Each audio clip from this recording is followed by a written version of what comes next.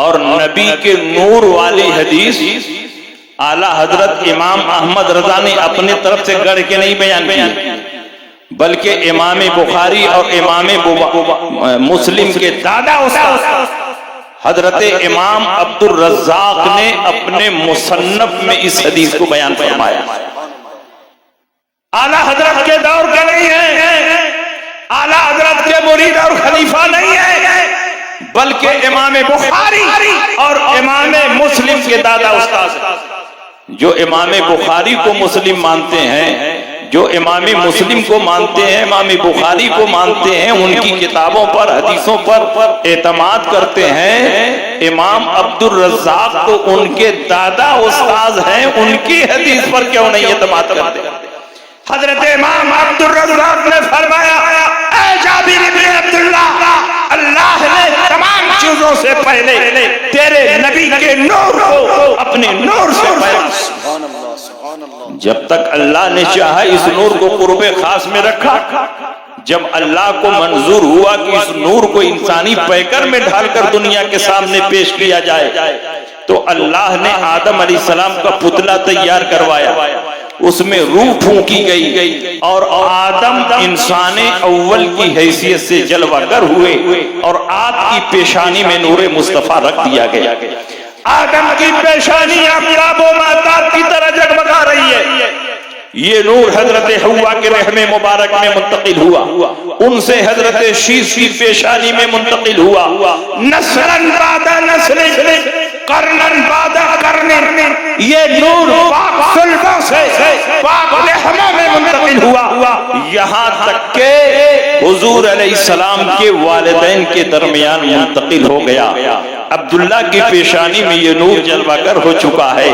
اللہ کے نبی ارشاد فرماتے ہیں، کتاب الشفا کی حدیث ہے، لم یزل اللہ یقبلنی من الاصلاب الکریمۃ والارحام الطاہرۃ حتی اخرجنی بین ابویہ، اور شرح زرقانی کی حدیث ہے، لم ازل انقلو من اصلاب الطاہرین الی ارحام الطاہرات، ہر زمانے میں پروردگار عالم نے میرے نور کو پاک صلبوں سے پاک رحموں میں منتقل کیا، یہاں تک کہ مجھ کو میرے والدین کے درمیان سے پیدا ہوا۔ آپ اندازہ لگاؤ، نبی کا نور ہر زمانے میں پاک صلبوں سے پاک رحموں میں منتقل ہوا، یہاں تک کہ حضرت عبداللہ کی پیشانی میں جلوہ گر ہوا۔ حضور علیہ السلام جن والدین سے پیدا ہوئے وہ صاحب ایمان، صاحب توحید تھی۔ جو لوگ کہتے ہیں نبی کے والدین کافر و مشرک تھے، وہ کان کھول کر سن لے، مشرک نجس اور ناپاک ہوتا ہے۔ قرآن فرماتا ہے، انما المشرکون نجس، مشرکین نجس اور ناپاک ہیں، اور نبی فرماتے ہیں میرا نور ناپاک جگہ رکھا ہی نہیں گیا، جہاں جہاں رکھا گیا سب پاک اور صاف سے طیب ہوتا ہے۔ سبحان اللہ، نعرہ تکبیر، نعرہ رسالت، جشن عید میلاد النبی۔ حضرت آدم سے لے کر حضرت عبداللہ تک، حضرت حوا سے لے کر حضرت آمنہ تک، جہاں جہاں نبی کا نور رکھا گیا سب پاک اور صاف تھے، طیب و طاہر تھے، معاذاللہ ان میں کوئی نجس اور ناپاک نہیں تھا۔ لیکن یہ وہابی کہتے ہیں نبی کے والدین کافر و مشرک تھے، گویا نبی کے والدین کو یہ اپنے والدین پر قیاس کر رہے ہیں۔ نبی کے والدین کافر و مشرک نہیں تھے، بلکہ نبی کا نور جہاں جہاں رکھا گیا سب صاحب ایمان، صاحب توحید تھے۔ حضرت عبداللہ کا نسب حضرت آدم سے اس طرح ثابت ہے کہ آپ کے نسب میں کوئی کافر و مشرک نہیں ہے۔ اور جب حضور علیہ السلام کا نسب حضرت آدم سے ثابت ہے اور درمیان میں کوئی کافر و مشرک نہیں ہوا، تو جن سادات کا نسب حضور علیہ السلام سے ثابت ہے اور درمیان میں کوئی انقطاع نہیں ہے، تو ہم کہہ سکتے ہیں کہ ان کا نسب حضرت آدم سے اس طرح ثابت ہے کہ درمیان میں کوئی کافر و مشرک نہیں ہوا۔ گلزار ملت انہی صحیح النسب سادات میں سے ہے کہ ان کا نسب رسول پاک سے بلا انقطاع ثابت ہے، اور رسول پاک کا نسب آدم علیہ السلام سے ثابت ہے۔ اس لیے گلزار ملت کا نسب حضرت آدم سے سے اس طرح ثابت ہے کہ درمیان میں کوئی کافر و مشرک نہیں ہے۔ کیا بات ہے، زندہ باد زندہ باد۔ اور یاد رکھیے اگر حضور کے والدین کو کافر و مشرک مانو گے، حالانکہ اعلیٰ حضرت نے اس پر بھی ایک رسالہ لکھا، شمول الاسلام لاصول الرسول الکرام، اور دلائل و براہین سے ثابت فرمایا ہے کہ حضور کے تمام آباء و اجداد اور تمام امہات و جداد سب مومن موحد تھے، کوئی کافر و مشرک نہیں تھا۔ لیکن میں ایک منٹ کے لیے آپ کے ذہن کو قریب کرنا چاہتا ہوں، اگر نبی کے والدین کو کوئی کافر و مشرک مانتا ہے تو بتاؤ کافر و مشرک کا ٹھکانہ جہنم ہے کہ نہیں ہے؟ قرآن میں کئی آیتیں ہیں، اعدت للکافرین، جہنم کن کے لیے تیار کی گئی؟ کافروں کے لیے۔ اور نبی کے والدین کو اگر تم کافر و مشرک مانو گے تو ان کو جہنمی ماننا پڑے گا۔ اور میرا چیلنج ہے کہ جہنم کی آگ میں اتنی طاقت نہیں ہے کہ نبی کے والدین کو جلا سکے۔ اور یہ بات میں ہوا میں نہیں کہہ رہا، میں اپنی تقریر بھی اعلیٰ حضرت کی کتابوں کی روشنی میں کر رہا ہوں، کیونکہ جس کی تقریر اعلیٰ حضرت کی کتابوں کی روشنی میں ہوتی ہے وہ اتنی مستند ہوتی ہے کہ کوئی انگلی نہیں رکھ سکتا۔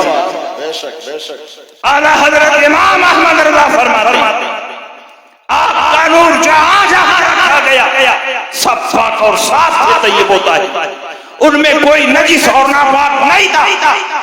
اور یہ مشکات کی ایک حدیث سے بھی ثابت ہوتی ہے۔ حضرت انس ابن مالک کے گھر صحابہ کی دعوت ہوئی، انس ابن مالک کے گھر صحابہ پہنچے، صحابہ جب انس ابن مالک کے گھر پہنچ گئے تو انس ابن مالک نے اپنا دسترخوان لونڈی کو دیا کہ جاؤ دسترخوان دھل کر لاؤ۔ لونڈی دسترخوان لے کر چلی، دسترخوان کا ایک کونا اپنے ہاتھ میں پکڑا اور پورے دسترخوان کو آگ کے دہکتے ہوئے شعلوں میں ڈال دیا۔ آقا نے کہا لونڈی میں نے دسترخوان دھلنے کے لیے دیا تھا، تم نے دسترخوان کو آگ کے شعلوں میں ڈال دیا۔ پانی کا کام دھلنا ہے اور آگ کا کام جلانا ہے، تم نے دسترخوان کو آگ کے شعلوں میں کیوں ڈال دیا؟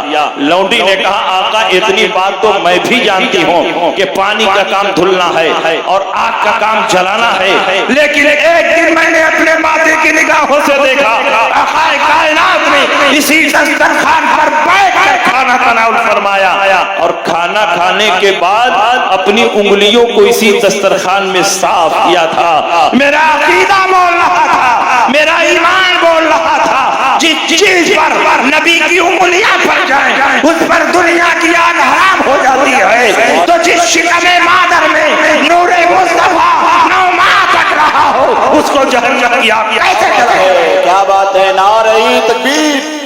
اتنا اچھا خطاب ہو رہا ہے، نعرے کا جواب تو دیں آپ کھل کر، ہاتھ اٹھائیں، نعرہ تکبیر، ہاتھ اٹھائیں بھائی، نعرہ رسالت، مسلک اعلیٰ حضرت، جشن عید میلاد النبی، حضرت علامہ مفتی شمشاد احمد صاحب قبلہ مصباحی، فیضان مسعودی شریف۔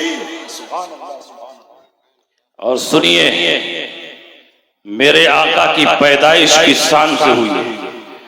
دنیا میں بڑے بڑے انبیاء اور مرسلین پیدا ہوئے، بڑے بڑے حکما اور سلطان پیدا ہوئے، بڑے بڑے عمرا اور روسا پیدا ہوئے، لیکن کسی بچے کی پیدائش کے وقت یہ علامتیں اور نشانیاں نہیں ظاہر ہوتی ہیں جو مصطفیٰ جان رحمت کی پیدائش کے وقت آمنہ کے گھر میں، مکہ مکرمہ میں اور دنیا کے گوشے گوشے میں ظاہر ہوئی۔ حضرت آمنہ فرماتی، حضرت عبداللہ سے آمنہ کی شادی بہت کرامتی انداز میں ہوئی۔ جب عبداللہ کی پیشانی میں نور مصطفیٰ جگمگانے لگا تو آپ کا چہرہ آفتاب و مہتاب سے زیادہ حسین و جمیل اور روشن نظر آنے لگا۔ رات کی تاریکی میں مکے کی جس گلی سے گزرتے گلی روشن ہو جاتی، آپ جس کوچے سے گزرتے مشک و عنبر کی خوشبو سے پورا کوچہ معطر ہو جاتا۔ عرب کی دوشیزائیں آپ کے گھر نکاح کا پیغام دیتی، مگر اللہ نے یہ رشتہ ازل ہی میں حضرت آمنہ کے ساتھ متعین فرما دیا۔ جب حضرت عبداللہ کی پیشانی میں نور مصطفیٰ جلوہ گر ہو چکا، اس نور کی شہرت دنیا کے کونے کونے میں پہنچنے لگی، تو جب ملک شام کے یہودیوں کو خبر لگی کہ نور مصطفیٰ عبداللہ کی پیشانی میں جلوہ گر ہو چکا ہے، ان قریب محمد عربی کی ولادت ہونے والی ہے اور محمد پیدا ہوں گے، اعلان نبوت فرمائیں گے، تو یہودیت کا خاتمہ ہو جائے گا، عیسائیت کا خاتمہ ہو جائے گا، مسیحیت کا خاتمہ ہو جائے گا، سارے ادیان منسوخ ہو جائیں گے، سارے مذاہب کا ختم ہو جائیں گے، دنیا میں صرف ایک کتاب کی تلاوت ہوگی، وہ قرآن ہوگا، دنیا میں ایک کلمہ پڑھا جائے گا، وہ کلمہ طیبہ ہوگا، اور جس مذہب کو پروردگار عالم پسند فرمائے گا وہ مذہب اسلام ہوگا۔ انہوں نے سوچا کیوں نہ عبداللہ ہی کو ختم کر دیا جائے تاکہ ان کی نسل سے محمد عربی پیدا نہ ہو۔ نور خدا ہے کفر کی حرکت پہ خندہ زن، پھوکوں سے یہ چراغ بجھایا نہ جائے۔ 70 یہودی زہر میں بجھائی ہوئی تلوار لے کر مکہ مکرمہ کے لیے نکلے، راتوں کو سفر کرتے، دن میں چھپ جاتے، مکہ کے جنگلات میں پہنچے، حضرت عبداللہ کی آمد کا انتظار کرنے لگے۔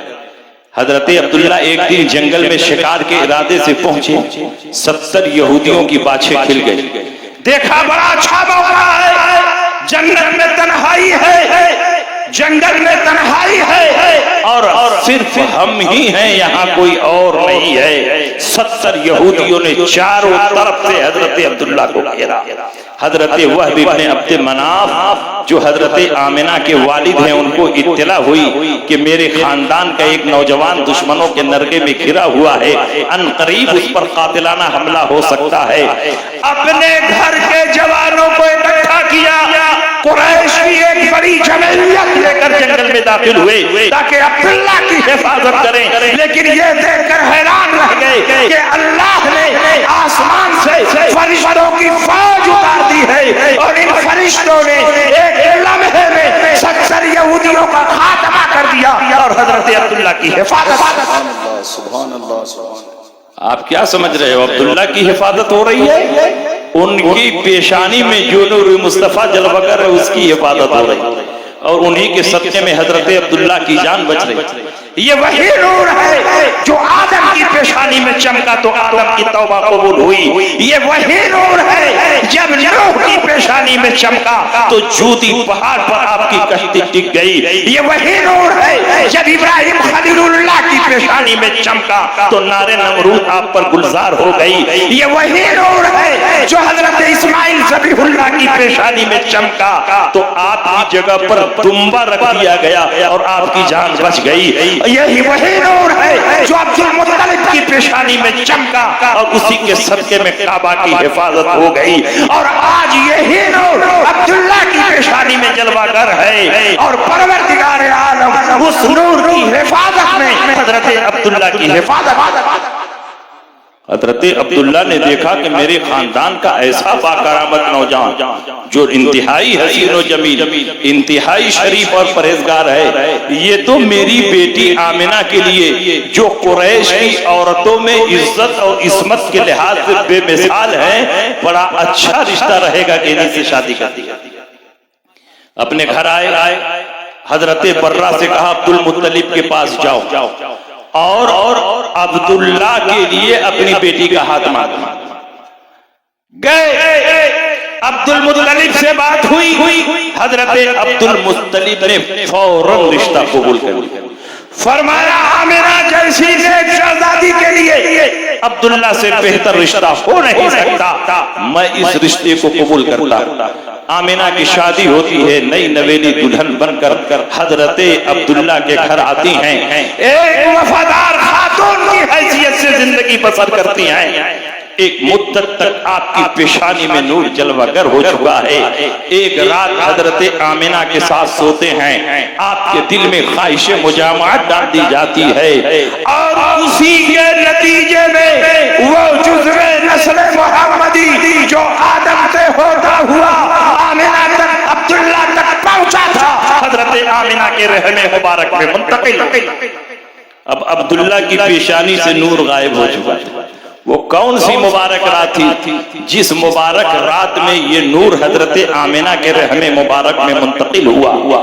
شیخ عبدالحق محدث دہلوی مدارج النبوہ میں لکھتے ہیں نطفہ طاہرہ کہ اصل کل خیرات و مادہ جمیع برکات ترین شاد در بدن آمنہ منتقل شد. وہ نطفہ طیبہ اور طاہرہ جو تمام برکتوں کی جڑ ہے اسی جمعہ مبارکہ کی رات میں حضرت آمنہ کے رحم مبارک میں منتقل. جمعہ کو بھی جو شرافت ملی ہے میرے نبی کے صدقے میں ملی. جمعہ سید الایام بنا اور نبی سید الانبیاء. آمنہ حاملہ ہو گئی. حمل کے زمانے میں عورتوں کو بڑی تکلیفیں اور پریشانیاں ہوتی ہیں، لیکن جس کے پیٹ میں رحمت للعالمین ہو اس کو کیسی تکلیف؟ آمنہ فرماتی ہے 9 ماہ کی مدت گزر گئی، کبھی پیٹ میں درد نہیں ہوا، تکلیف نہیں ہوئی، اور راتوں کو میں سوتی تھی کہ ملائے اعلیٰ کے فرشتے آ کر مجھے مبارکباد پیش کرتے تھے. اے آمنہ مبارک ہو، محمد عربی کی ولادت ہونے والی. آمنہ فرماتی ہے میں اپنے حجرے میں اکیلی تھی. عبد المطلب طواف کعبہ کو گئے ہوئے. عبداللہ کا حضور کی پیدائش سے 4 ماہ پہلے مدینہ منورہ میں انتقال ہو چکا تھا. میں نے دیکھا کہ چھت کے راستے سے کوئی بھاری بھرکم چیز میرے حجرے میں داخل. میں ڈر گئی، خوف زدہ ہو گئی. پھر میں نے دیکھا ایک سفید پرندہ آیا اور اس نے میرے اوپر اپنے پر کو مل دیا. سارا خوف ہرن ہو گیا. میں بہت پیاسی تھی. ایک پیالہ پیش کیا گیا جس میں دودھ کی طرح سفید چیز اور شہد کی طرح میٹھی چیز موجود تھی. میں نے پیالہ اٹھایا، پی لیا، ساری پیاس بجھ گئی. میں نے دیکھا زمین سے لے کر آسمان تک ایک ریشمی پردہ آویزہ کیا گیا ہے اور غیب سے ندا آئی ہے اے آمنہ اس پردے کو پکڑ لے. جیسے ہی پکڑا میں نے دیکھا کہ میرے نگاہوں کے سارے حجابات ہٹ گئے، سارے پردے ہٹ گئے. زمین کے مشرق کو بھی دیکھا، زمین کے مغرب کو بھی دیکھا، زمین کے شمال کو بھی دیکھا، زمین کے جنوب کو بھی دیکھا. میں نے دیکھا کائنات عالم میں 3 جھنڈا لہرا رہا ہے، ایک مشرق میں، ایک مغرب میں اور ایک بام کعبہ پر لہرا رہا. آپ فرماتی ہیں چھت کے راستے سے دراز قامت خوبصورت عورتیں جو عبد مناف کی بیٹیوں کے مشابہ تھی میرے حجرے میں داخل ہو رہی. ان میں حضرت صفیہ بھی ہے، ان میں حضرت آسیہ بھی ہے، ان میں حضرت صفورہ بھی ہے، ان میں حضرت حوا بھی. مبارکباد پیش کر رہی ہیں. آمنہ گھبرانے کی ضرورت نہیں، ہم تمہاری مدد کے لیے یہاں حاضر ہیں. اور پھر غیب سے ندا آئی اے آمنہ زمین پر لیٹ جا. آمنہ زمین پر لیٹتی ہیں اور محمد عربی کی ولادت ہوتی ہے. آمنہ فرماتی ہیں جیسے ہی میرے سرکار پیدا ہوئے، پیدا ہوتے ہی سر کو سجدے میں رکھ دیا اور رب حبلی امتی کی صدائے. میرے نبی پیدا ہوتے ہی ہم کو یاد کر رہے ہیں اور ہم 12 ربیع الاول پر نبی کی یاد میں جلوس منائیں تو شرک اور بدعت ہو جاتا ہے. حضرت صفیہ بنت عبد المطلب فرماتی ہیں کہ جس رات حضور علیہ السلام کی ولادت ہوئی اس رات میں وہاں موجود تھی. شواہد النبوہ میں یہ روایت موجود ہے. آپ فرماتی ہیں اندر ایسی علامتوں اور نشانیوں کو دیکھا کہ کسی بچے کی پیدائش کے بعد ان علامتوں اور نشانیوں کو میں نے نہیں دیکھا. میں نے دیکھا حضور علیہ السلام پیدا ہوئے، پیدا ہوتے ہی سر کو سجدے میں رکھ دیا، رب حبلی امتی کی صدائیں بلند کرنے لگے.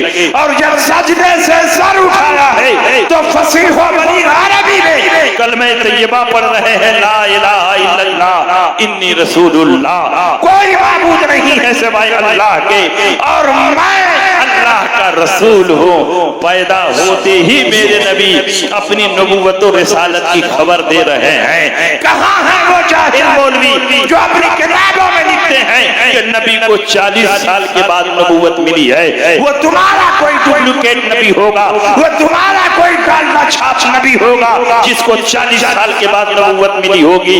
हम जिस नबी का कलमा पढ़ते हैं, परवरदिगार आलम ने उस वक्त भी उसको नबी बनाया था जब आदम अलैहिस्सलाम आबो गिल की मंजिलें तय कर रहे थे। कुन तो नबी व आदम बैन रूह व जसद, मैं उस वक्त भी नबी था जब आदम अलैहिस्सलाम रूह और जिस्म की मंजिलें तय कर रहे थे। कुन तो नबी व आदम बैन माए व तीन, मैं उस वक्त भी नबी था जब आदम अलैहिस्सलाम का पुतला तैयार किया।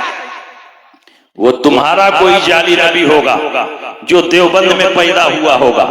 हम जिस नबी का कलमा पढ़ते हैं वो मक्के में पैदा हुआ। वो तुम्हारा नबी होगा जो मरकर मिट्टी में मिल गया होगा। हम जिस नबी का कलमा पढ़ते हैं वो एक लम्हे के लिए उस पर मौत तारी हो रही है और फिर परवरदिगार आलम उसको हमेशा हमेशा के लिए जिंदा फरमा देता है और उसकी उखरवी जिंदगी उसकी दुनियावी जिंदगी से बदल जहा अफजल आला है। ये मैं नहीं कहता, कुरान फरमाता है वलल आखिरतु खैरुन लका मिनल ऊला, आपकी हर आने वाली जिंदगी गुजरी हुई जिंदगी से अफजल आला। मेरे नबी की शान ये है कि सूखी हुई लकड़ी में जिंदगी पैदा करता।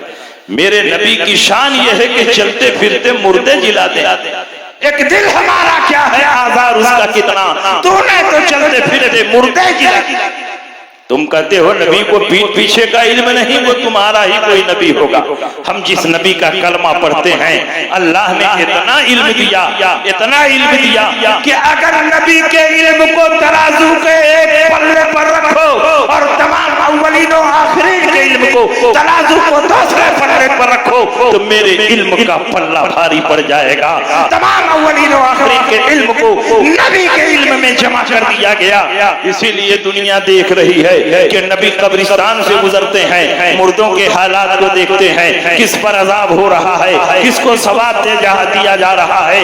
मक्के में है, मदीने के हालात को देखते हैं, मदीने में है, जंगे रूम का मुशाहिदा करते हैं और मिंबर पर है तो क़यामत तक के अहवाल को बयान कर रहे हैं। जमीन पर है, हौज़े कौसर की खबर दे रहे हैं और आसमान से गुजरते हैं तो जमीन पर चलने वाले इंसानों के दिलों को पढ़ते हैं।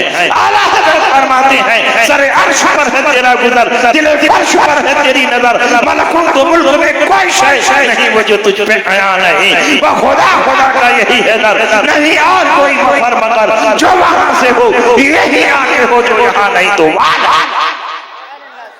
मेरे नबी के पावर का ये अख्तियार, खालिक कुल ने आपको मालिक के कुल बना दिया। दोनों जहां हैं आपके कब्जो इख्तियार। पावर का ये आलम के कायनात के जर्रे जर्रे पर मेरे सरकार की हुकूमत कायम है। चांद की तरफ इशारा करते हैं, चांद जो टुकड़े हो जाता है। सूरज की तरफ इशारा करते हैं, डूबा हुआ सूरज पलट आता है। पेड़ की तरफ इशारा करते हैं, इंसानों की तरफ चलता हुआ आपकी बारगाह में सजदा रेज हो जाता है। कंकर की तरफ इशारा करते हैं, आपका कलमा पढ़ने लगता है। जानवर की तरफ इशारा करते हैं, इंसानों की तरह कलाम करने लगता है। आला हज़रत फरमाते हैं सूरज उल्टे पांव पलटे, चांद इशारे से हो जा, अंधे नजदीक देख ले कुदरत रसूलुल्लाह की। इशारे से चांद को चीर दिया, डूबे हुए फूल को फेर दिया, गए हुए दिन को असर किया। ये ताबो तमा तुम्हारे। और याद रखिए जब नबी 6 साल के हुए तो सबसे पहला सफर नबी ने मदीना मुनव्वरा किया। आपकी वालिदा मोहतरमा है और आपके साथ में लौंडी उम्मे ऐमन। 2 माह मदीना मुनव्वरा में रुकने के बाद अल्लाह के नबी मक्का मुकर्रमा वापिस आ रहे थे तो मकामे अबवा पर आपकी वालिदा मोहतरमा सख्त बीमार पड़ गई। जमीन पर लेटी हुई, बार बार गशी तारी हो रही। जब होश में आती हैं तो अपने बेटे के चेहरे को देखती है। प्यारे मुस्तफा 6 साल की नन्ही सी उम्र में है, माँ के सिरहाने बैठे हैं। ये वही बच्चा है कि अभी पैदा नहीं हुआ था कि बाप का साया सर से उठ गया और अभी 6 माह की 6 साल की कलील मुद्दत में है और माँ दुनिया से रुखसत होने वाली है। बार बार आप پر غشی تاری ہو رہی ہے، لیکن جب ہوش میں آتی ہیں پیارے بیٹے کے چہرے کو دیکھتی ہیں تو عربی زبان میں نبی کی نعت پڑھتی ہیں، بارک اللہ فیک من غلامی وَإِنْ صَحَبَ بَصَرْتُ بِالْمَنَامِ فَأَنْتَ مَبْعُوثٌ إِلَى الْأَنَامِ مِنْ عِنْدِ ذِي الْجَلَالِ وَالْإِكْرَامِ۔ اے اللہ تو اس بچے میں برکت نازل فرما، جو کچھ میں نے خواب میں دیکھا ہے اگر وہ سچ ہے اور یقیناً سچ ہے تو میں اعلان کرتی ہوں کہ یہ بچہ پوری کائنات کے لیے نبی اور رسول کی حیثیت سے آنے والا۔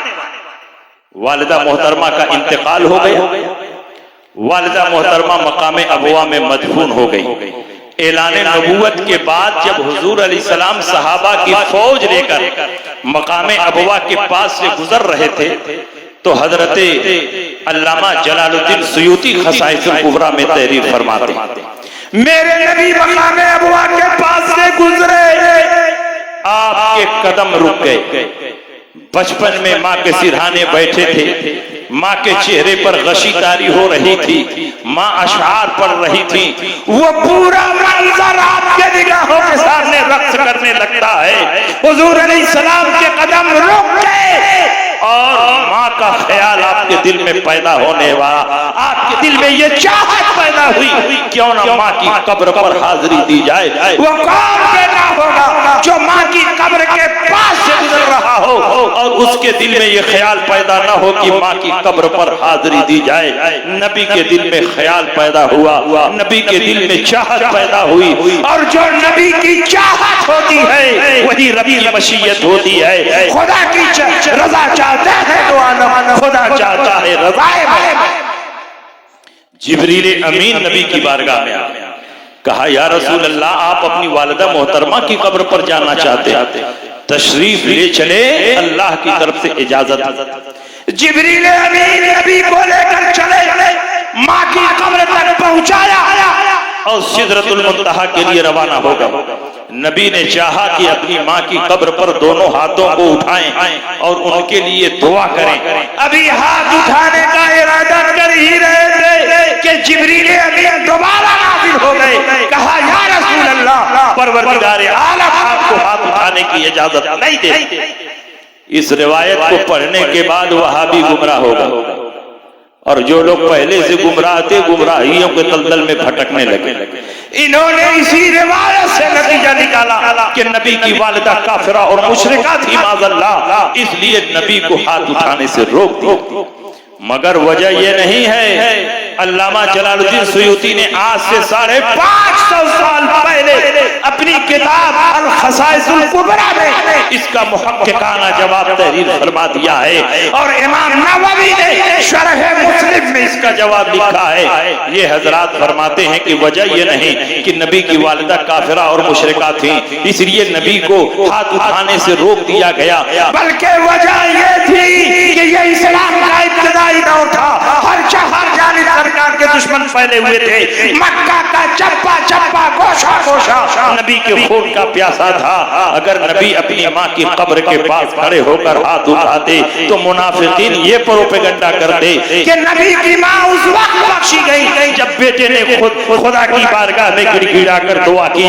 اگر نبی نے دعا نہ کی ہوتی نبی کی ماں کی مغفرت نہ ہوتی، نبی کی ماں کی بخشش نہ ہوتی۔ پروردگار عالم نے فرمایا اے نبی آپ کو ہاتھ اٹھانے کی ضرورت کیا ہے، آپ کی ماں تو بخشی بخشائی ہے، اور صرف آپ کی ماں نہیں بلکہ آپ کا نور جن اسلاب و ارحام سے ہوتا ہوا آمنہ اور عبداللہ تک آیا ہے، یہ سب کے سب بچے بخشائے ہیں، ان کو بخشوانے کے لیے ہاتھ اٹھانے کی کوئی ضرورت نہیں۔ اور یہ بات ہوا میں نہیں کہی جا رہی، اس کے پیچھے ٹھوس ثبوت اور مضبوط دلائل ہے۔ اعلیٰ حضرت امام احمد رضا فاضل بریلوی نے اس موضوع پر بھی کتاب لکھی ہے، شمول الاسلام لأصول الرسول الکرام، اور دلائل و براہین سے ثابت فرمایا ہے کہ حضور علیہ السلام کے تمام آباء و اجداد مومن اور موحد تھے، معاذ اللہ کوئی کافر و مشرک نہیں۔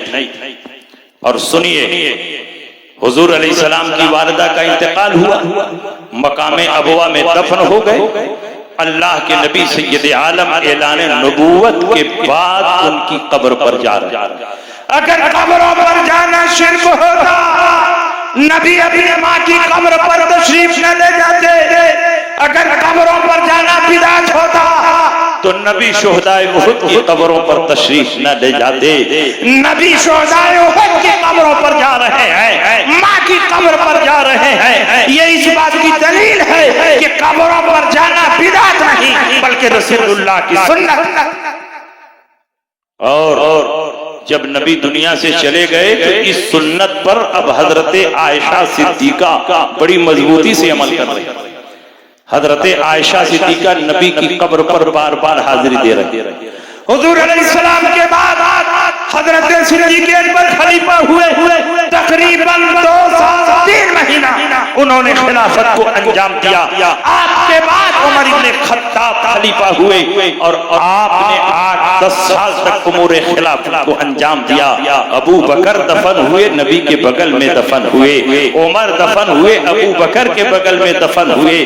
حضرت عائشہ صدیقہ پہلے حضور کی قبر پر آتی رہی، جب صدیق اکبر کی قبر بنی صدیق اکبر کی قبر پر جاتی رہی، جب عمر ابن خطاب کی قبر بنی تو اب عمر ابن خطاب کی قبر پر بھی آ رہی ہیں۔ لیکن آپ کے عمل میں ایک چینجنگ آ گئی ہے، اب آپ آتی ہیں تو چہرے پر نقاب ڈال کے آتی ہیں، پورے جسم کو چادر سے چھپا کر آتی ہیں۔ صحابہ نے پوچھا ام المومنین اس کی کیا وجہ ہے؟ سب سے پہلے حضور کی قبر بنی، آپ آتی رہی، آپ کے چہرے پر نقاب نہیں آیا۔ صدیق اکبر کی قبر بنی، آپ آتی رہی، آپ کے چہرے پر نقاب نہیں آیا۔ لیکن جب سے عمر ابن خطاب دفن کیے گئے ہیں، آپ آتی ہیں تو چہرے پر نقاب کیوں ہوتا ہے؟ حضرت عائشہ صدیقہ کا جواب سنو اور مسلک اعلی حضرت کی حقانیت کو اپنے ماتھے کی نگاہوں سے دیکھو۔ حضرت عائشہ فرماتی ہیں سب سے پہلے حضور کی قبر بنی، حضور میرے شوہر ہیں، اپنے شوہر سے کوئی پردہ نہیں ہوتا۔ اس کے بعد صدیق اکبر کی قبر بنی، صدیق اکبر میرے باپ ہیں اور اپنے باپ سے بھی کوئی پردہ نہیں ہوتا۔ لیکن جب سے عمر ابن خطاب دفن کیے گئے ہیں، میں عمر جیسے غیر محرم سے شرم کرتی ہوں، اسی لیے اپنے چہرے پر نقاب ڈال کے آتی ہوں۔ یہ روایت 1-2 کتابوں میں نہیں، 4 مستند کتابوں میں موجود ہے۔ مستدرک للحاکم میں یہ روایت موجود ہے، مسند امام احمد ابن حنبل میں یہ روایت موجود ہے، شرح الصدور بشرح حال الموتى والقبور میں روایت موجود ہے، مشکاۃ شریف میں یہ روایت موجود ہے۔ حضرت عائشہ فرماتی ہیں فلما دفن عمر فما دخلت الا وانا مشدودۃ علی ثيابي حیاء من عمر، جب سے عمر دفن کیے گئے ہیں میں آتی نہیں ہوں مگر چہرے پر نقاب ڈال کے آتی ہوں، جسم کو چادر سے چھپا کر آتی ہوں، حیاء من عمر، عمر سے حیا کرنے کی وجہ سے، عمر سے شرمانے کی وجہ سے۔ آپ عورتوں کا مزاج اچھی طرح جانتے ہیں، جب عورتیں مردوں سے شرماتی ہیں فوراً اپنے چہرے کو ڈھانکنے لگتی ہیں۔ گویا حضرت عائشہ صدیقہ نے اپنے اس عمل سے دنیا کے مسلمانوں کو بتا دیا کہ عمر اپنی قبر میں زندہ ہے اور آنے والوں کو دیکھ رہے ہیں۔ جب نبی کا غلام اپنی قبر میں زندہ ہے تو نبی کی زندگی پر مناظرہ کیوں ہو رہا ہے؟ نبی کی زندگی پر مباحثہ کیوں ہو رہا ہے؟ اسی عقیدے کو اعلیٰ حضرت نے دنیا کے سامنے پیش کیا۔ تو زندہ ہے واللہ، تو زندہ ہے واللہ، میری چشم عالم سے چھپ جانے لگا۔ نعرے تکبیر، نعرے رسالت، یا رسول اللہ، مسلک اعلیٰ حضرت، زندہ باد، فیضان اعلیٰ حضرت، زندہ باد، ہماری ہمت ہماری طاقت، گلزار ملت گلزار ملت، ہماری ہمت ہماری طاقت۔ بتاؤ میلاد مصطفیٰ سمجھ میں آ رہا ہے کہ نہیں آ رہا؟ مصطفیٰ جان رحمت کی عظمت سمجھ میں آ رہی ہے کہ نہیں آ رہی؟